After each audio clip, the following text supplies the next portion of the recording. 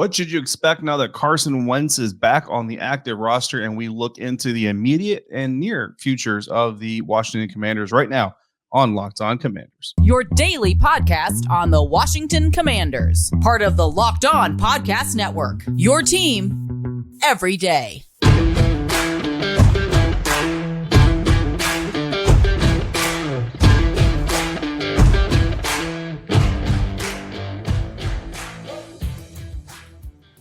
What's up, Commanders fans, and welcome into the Locked On Commanders podcast, part of the Locked On Podcast Network, your team every day. We are your daily podcast covering the Washington Commanders, free and available on all platforms, including YouTube and the WUSA 9 Plus app, which you can find on your Roku or Amazon Fire Stick. We thank you for making us your first listen or your first view of the day. I am David Harrison. My co-host sitting and speaking right next to me is Chris the Rooster Russell, both of us fully credentialed members of the media covering your Washington Commanders. Chris is doing it for the Team 980, where he and Pete Medhurst are rocking the mic live 9 a.m. to noon Eastern every Monday through Friday.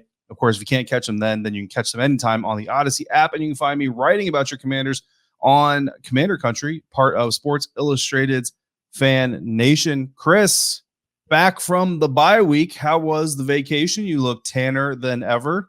Got yourself a little Army action, I saw. Good stuff.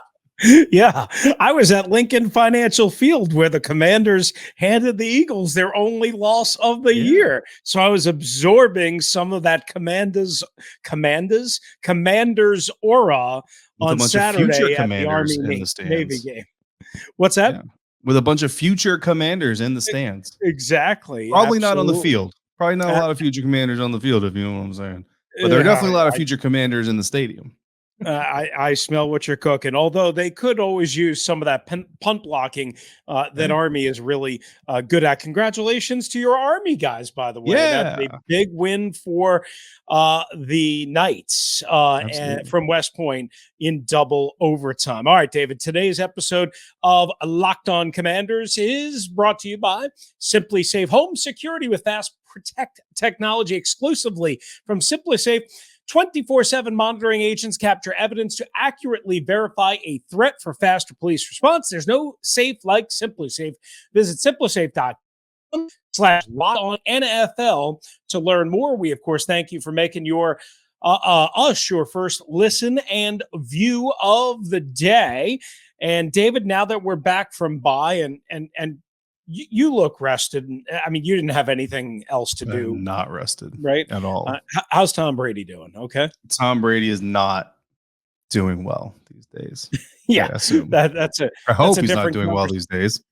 The thought was presented to me that the Commanders might somehow actually make the playoffs and face Tom Brady and the Buccaneers. That is absolutely a possibility. And at this stage, I would take the Commanders to win that game. 100%. I would too. All right, we'll get to that maybe more as we dive a little bit deeper. But the big news on Monday now, we should point out, even though they had the bye and they had all of last week off, Ron Rivera has given these guys as much vacation as you can possibly give as a head coach. Because once again, on Monday, players did not practice. There was no media availability. There'll be a walkthrough closed to the media on Tuesday. Ron Rivera will be addressing the media via Zoom. So nothing really in person until Wednesday. But we did get some news. Carson Wentz has been activated to the 53 off of the IR. Remember, he was activated to practice a couple of weeks ago, so that time was running out. He had to be reactivated back to the 53-man roster. And unfortunately, some news on the center front, which is not good. Tyler Larson on IR. Let's get to Wentz first, David. What do you think this means beyond the obvious? I think that it means that Carson Wentz is going to back up Taylor Heinicke against the New York Giants. And, look, the Houston Texans did a very interesting thing on Sunday against the Dallas Cowboys. And not only did they almost beat the Dallas Cowboys, but they did it using two quarterbacks. Mm-hmm. And we've seen two quarterback sets in the past, but really that usually lives in college. Usually in the NFL, if you're seeing two quarterbacks playing one game, it's because someone got hurt or it's because someone was performing very, very poorly. You know what I mean? Which if you look at the Texans, you could probably argue that's a possibility as well. But really outside of like the New Orleans Saints in modern memory, I mean, I'm sure there's, a play here or there, but really we haven't seen a team that I can think of anyway that came out with kind of like that's their strategies. We've got two quarterbacks. They're going to man one position. I don't think the Washington Commanders do that. I don't think Scott Turner wants to go that direction. I don't think Ron Rivera wants to go that direction. But it's just kind of an interesting thought when you look at just kind of the way the NFL is going, the way the NFL has gone, and you have the Washington Commanders. Now you have two quarterbacks that could potentially serve roles on the team. But I think really all eyes are going to be on Carson. How does he approach the backup duties, right? Like he's been on the field. We've seen him talking with the other quarterbacks. I've talked to Sam Howell specifically, and he's kind of gone over some of the things that he and Carson talk about on the sidelines during games and kind of how he's helping him grasp the game from the sideline, getting the mental reps and all those things. So I know that he's been contributing as much as he can from the outside, but now he's going to be in uniform. He could actually be inactive, but we assume, right, that he's going to be in uniform, standing on the sideline, holding the clipboard, as they like to say, and that's going to be kind of new territory for him here, and it's going to bring back memories of Philadelphia, and a lot of people are going to be wanting to see how he behaves.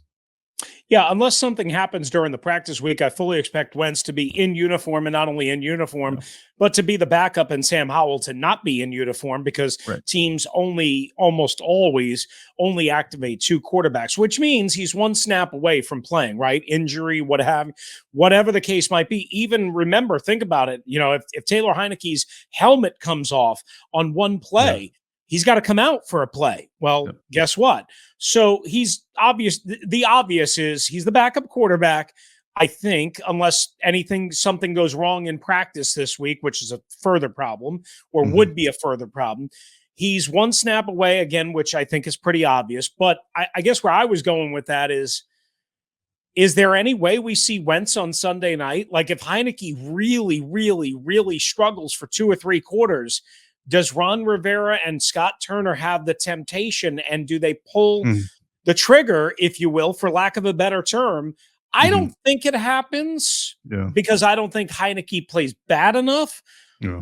But the notion that Heinicke is just going to roll over the Philadelphia Eagles like Jalen Hurts did and the Eagles, that's not happening. I'm sorry. So could we see one of those terrible Green Bay Packer-like first halves where he almost has 3 interceptions and does have 1 or 2 and they need a spark plug? Yeah, I think that's a possibility. I'll have more on that in a separate episode on our next episode. And I'm sure you'll talk a little bit about it with Patricia once again when Crossover Thursday comes around later in the week. But we also mentioned Tyler Larson put on IR the rest of the regular season at least, and dislocated kneecap. That's what the report was. This is a brutal injury. It means probably in all likelihood we're back to Nick Martin, who really struggled that particular position. And David, I think combined with the instability at right guard, because remember, Sam Cosmi got hurt, Trey Turner's hurt. We don't know the status of those guys. It might be Wes Schweitzer at right guard. It might be Martin at center. And I think this is, especially against that giant front, this is a real big problem. Yeah, this is going to be rough. I mean, a lot of people want to look at that Eagles game and kind of say, how the Giants really aren't that great and they're not that good. And there's some validity to that, but also to remember the Philadelphia Eagles offensive line is pretty good, and they've been playing together for a long time. They're very united, you know what I mean? And these are a bunch of guys. I mean, it's almost like a week-to-week thing where we've got a different offensive line playing in front of either Taylor or Carson, whoever is playing quarterback, and that's brutal. You never want to go down to the third guy on any depth chart to be your number one guy. I don't care who the team is or who the player is or how deep you think you are. So to go to, once again, have to go to your third center, especially during a stretch of the season, I mean, you need wins to secure your spot. It's absolutely brutal for this team. Yeah, no doubt about it. And it's actually their third center the first time around, and now I guess it would be their 5th change or something at center. It has been a constant merry-go-round. All right, coming up, how the Commanders won. And won again on Sunday without even breaking a sweat. It was beautiful if you smell what we're cooking. But first, this episode is brought to you by our friends at BetOnline.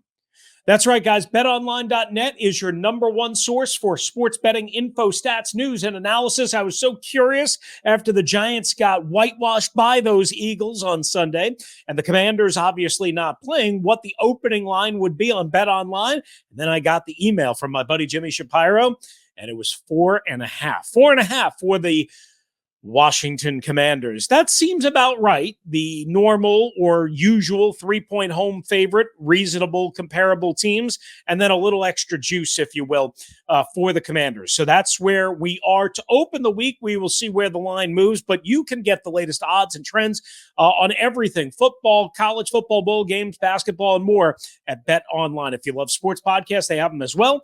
Bet Online, where the game starts. Today's episode of Locked On Commanders podcast also brought to you by Turo. Turo is the world's largest car marketplace, car sharing marketplace. So Turo, you can book any car you want, wherever you want, whenever you want it, from a community of local hosts. Browse a huge selection of vehicles for just about any occasion or budget across the US, UK, Canada, and even Australia. You can book a spacious SUV or minivan for a family trip, a classic or luxury vehicle for date night, or if you've been thinking about the electric vehicles, but you're not quite sure, you can test drive one of those very simply. Many Turo hosts can even deliver the car right to you. Every trip from Turo is backed by liability insurance. Terms and conditions and exclusions do apply. Forget boring rental cars and find your drive at Turo.com.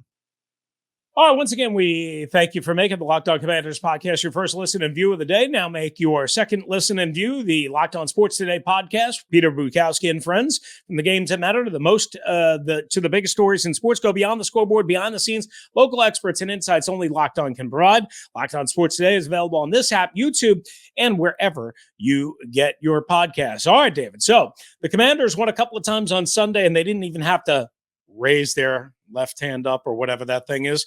And they didn't have to lift a finger, quite honestly. The Giants, as we mentioned, were smoked at home by the Philadelphia Eagles to drop to 7-5-1. That record might sound familiar because, well, that's the Commanders' record, 7-5-1. While the Seahawks, without their two top running backs, and maybe Geno Smith's arguably his worst game of the year, lost at home to the suddenly improving Carolina Panthers. How are we feeling about the playoffs right now with the Commanders in the 6th seed in terms of playoff positioning? And again, still 4 games to go, so you don't count anything for sure. But right now, they're not even in the 7th seed, which they were in just a couple of weeks ago.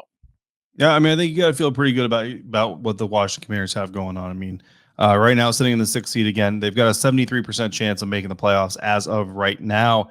No matter what happens Monday night, New England, Arizona, a tie, it doesn't matter. The odds stay the same. The Commanders have a 73% chance of making the playoffs regardless of the Monday night result, so that doesn't matter.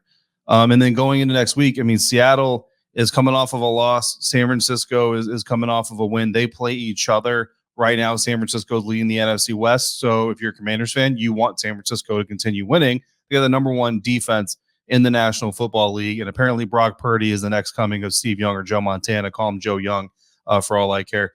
And so if they can continue the Seahawks losing ways, then that just helps the Washington Commanders knock down a wild card contender. And the Carolina Panthers, look, I've seen a good amount of Carolina Panthers football this season. While I would say that in some ways they're better than people expect or think that they are, I think mostly on defense, they're also not as good as they really kind of looked against the Seattle Seahawks. Like, that's probably about the best I've seen them look against an opponent, and I think it's more of an indictment on the Seattle Seahawks than it is a compliment to the Panthers. I think maybe the Seahawks are kind of coming down to earth a little bit and maybe kind of showing who they really are after teams have had, a good dozen or so weeks of film to really watch against them. Don't forget, Tampa Bay Buccaneers also beat the Seattle Seahawks, and we've seen from the Tampa Bay Buccaneers, right? They can beat the teams that aren't very good when they face the teams that have some talent.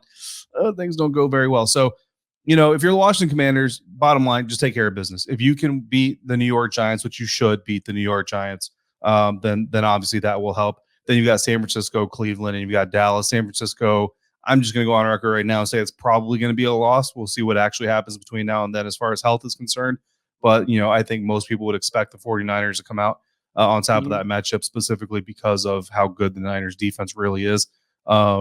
But then you got the Dallas Cowboys, who are certainly a beatable team. I know that this team's already lost to them once before, but look at the improvements they made going into that game. Look, if you can win even half of your remaining games, you probably make the playoffs. If you win 3 of your last 4 remaining games after you beat the Giants, right, then you're definitely going to the playoffs. So I think you just got to focus in-house and rely on yourself, which is what this team has done all season long. Yeah, now a win against the Giants obviously would be huge for many reasons, right? Of course, head-to-head tiebreaker then would be in their favor. They would be, meaning Washington would be 8-5-1, further solidifying that 6th seed as of right now. The Giants would drop back to 7-6-1. Say Seattle beats San Francisco. Again, at home, they're kind of desperate. Thursday night, short week, all of that. Erase the taste in their mouth. Brock Purdy on the road for the first time, so on and so forth. Say Seattle wins that game, they would be 8-6. Giants would be 7-6-1. So Seattle would leapfrog the Giants, right?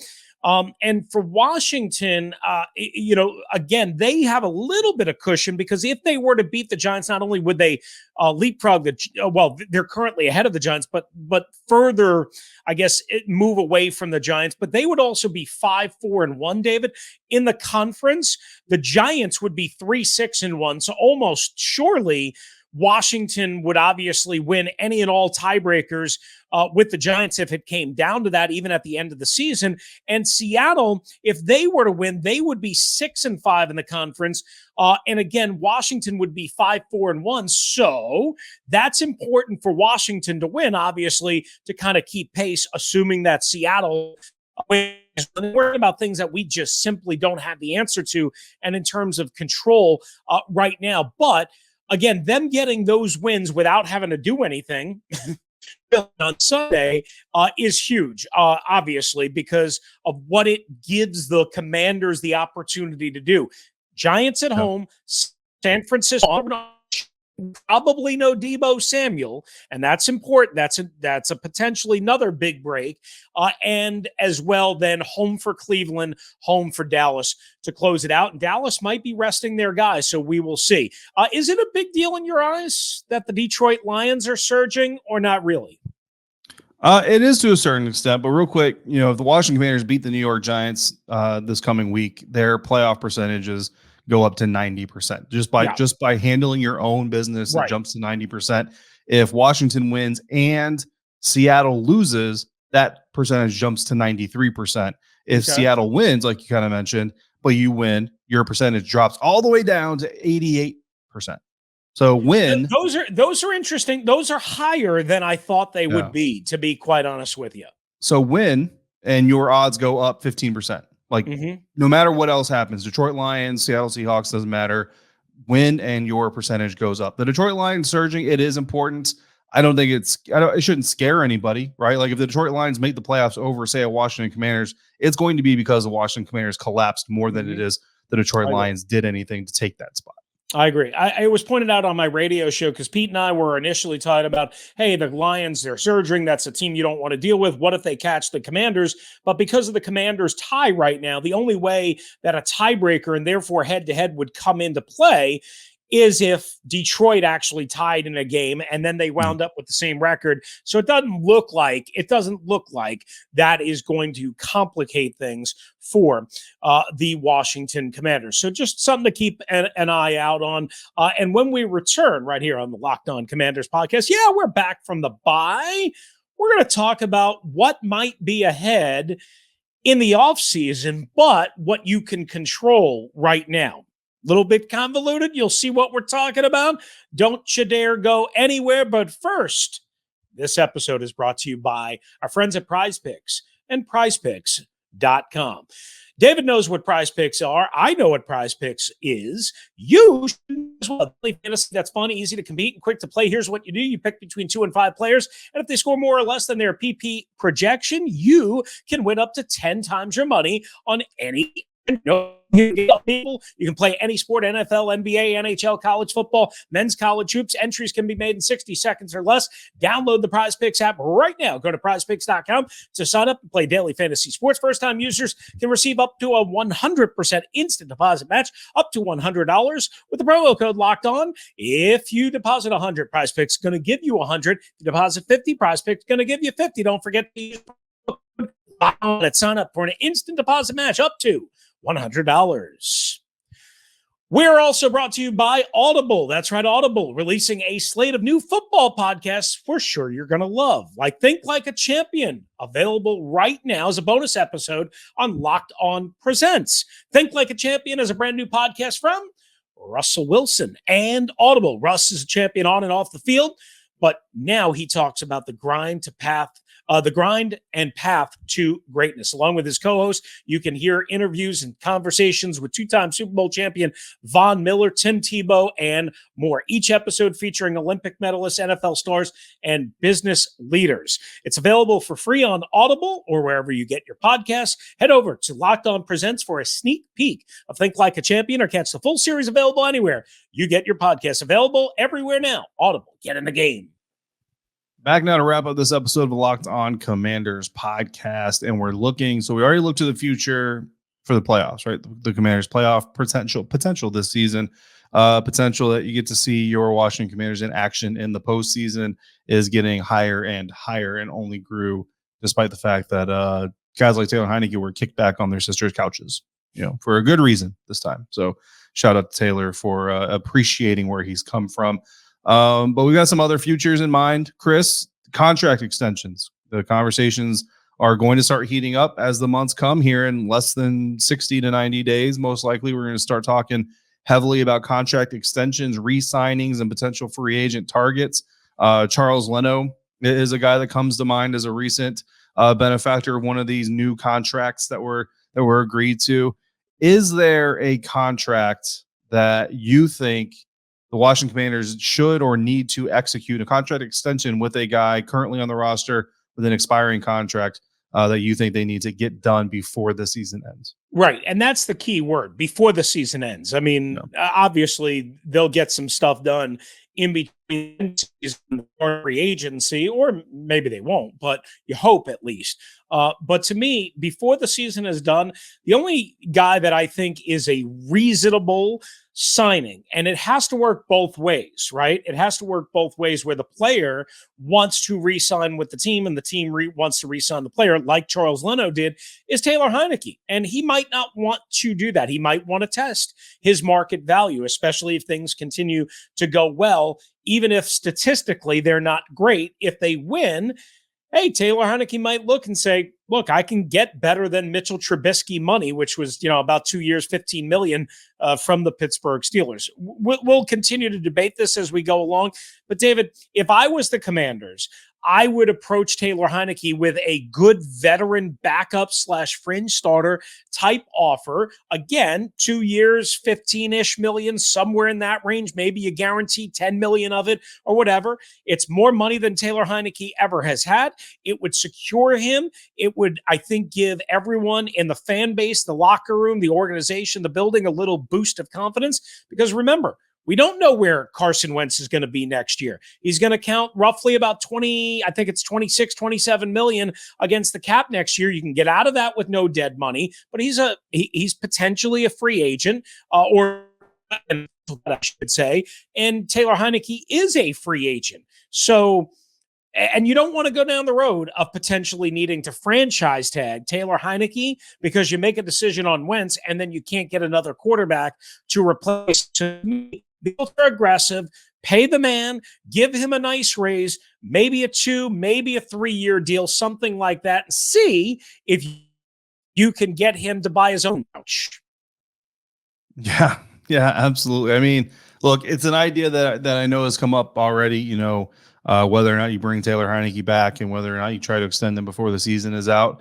I think, look, at the end of the day, you know what you have in Taylor, right? Like even this season with increased success as a team with Taylor Heinicke, you still have, like, the Taylor that you are playing with now physically is the Taylor that you played with last year. I think what's different this year is more the mentality, the football IQ being demonstrated on the field. Like, the football IQ has never been in doubt. It's the football IQ showing up in the execution. I think we're seeing more of that this season. And so I think you kind of know what you have. So it would behoove both sides to kind of get a deal done. You know what I mean? And Taylor, look, I mean, he came in this league with Scott Turner. I feel like there's probably some loyalty there. I'm not saying he's going to take a huge discount, but I think that, if you give him the right amount, he'll take that over hitting open waters and seeing what is available elsewhere. So I like that suggestion. one thing getting ready for this exercise, Chris, I noted to you is when you look at the list of future free agents for the Washington Commanders coming up next year, that is, there's not a whole lot of heavy hitters here, right? And that's a good thing because you've got obviously a talented roster that's starting to come together, gel, do some things correctly, which means you're probably one of those teams looking next year that you're probably like one or two, maybe three pieces away from really being super competitive. And that's a great position to be in for any team. The heaviest hitter of them all, though, is Daron Payne. Right. And I think for the Washington Commanders, it would be absolutely great to see them execute an extension with Daron Payne before the season is over. For Daron Payne, I think you bet on yourself. And I think Daron Payne is going to bet on himself and basically force the Commanders into a situation where you're either going to pay me by tagging me, or you're going to pay me by extending me, or you're going to let me hit open waters. If you let me hit open waters, I'm probably gone. Whereas if the Washington Commanders try to sign Daron Payne now, they're going to do it. And they're going to say, look, we're kind of coming at you early. There's still games left. You could get hurt. We'll protect some of this, protect you, which also leads into discounts. Like whenever a team says, we're going to help you out a little bit here by doing this early, they're also helping themselves out with a little bit of cap help. Right. And that's why I didn't go with Daron Payne because of just what you said. I don't think there's going to be a real strong interest on his end unless the deal is so egregiously good for the player, David. And maybe that means blowing out what they gave John Allen 2 years ago, which I don't know if you can. I don't know if you can blow out John Allen's money and pay, say, Daron Payne an average of, I don't know, $20 million per year and all the requisite guarantees. And I haven't broken it fully down. So, again, that's why I think they would definitely have an interest. But the question is whether that interest would be reciprocated, because if you're Daron Payne, like you said, you're just this far away from either hitting that franchise tag, which is expected to be about 18 million and change, somewhere in that range, and then setting the bar minimum at that level on a long-term deal, or again, playing next year, just straight cash homie for whatever that money. The only other name that I quickly thought of was Montez Sweat. Remember, he's going into next year will be his 5th year contract option. They got the 5th year option for him. I forget what the actual number is projected to be.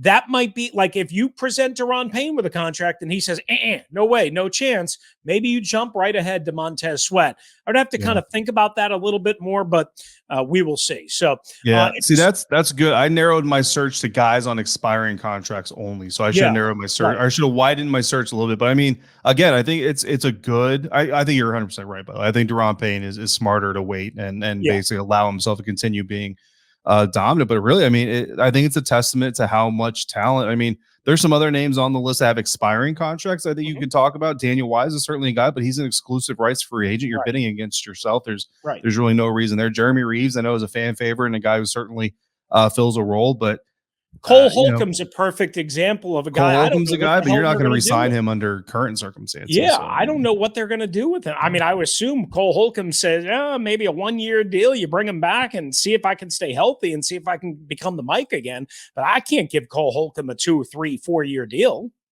It would be really hard. And, look, they know more about the medicals than we do. But, some of these foot injuries, again, they didn't put him on IR immediately, and then they did, which means there's new information or something didn't go the way that maybe they hoped it was in the healing process or something. You don't want to speculate too much about injuries, but there was a change there somewhere, because if it was what they thought it was originally, they'd have put him on IR to begin with. So there was a change there somewhere, and you hope for Cole's sake that it's not something that's super bad, but it's going to be tricky to see how they handle that in the offseason. Absolutely. No doubt about it. All right. Coming up on the next episode, I'll be solo. I'll have some nuggets on what this back-to-back matchup with the Giants represents. Plus, we'll go further in detail on Taylor Heinicke and his short and long-term future. That's all coming up on the next episode. Then David will return for a crossover Thursday episode for a second time in 2.5 weeks with Patricia Traynor of Locked On Giants. Thanks again for making Locked On Commanders your first listen and view. Again, check out Locked On Sports Today with Peter Brukowski and friends. Locked On Sports Today available on YouTube, the Odyssey app, or wherever you get your podcasts. If you want to hop in, 301-615-3577. That's 301-615-3577 for David Harrison, who is covering the Washington Commanders for Commander Country on SI.com's FanNation. I'm Chris Russell, one half of the Russell and Medhurst Show, Team 980 throughout the DMV, and always live free on the Odyssey app. If you're out and about, please be safe, be kind to one another, and thank you for joining us right here on the Locked On Commanders podcast.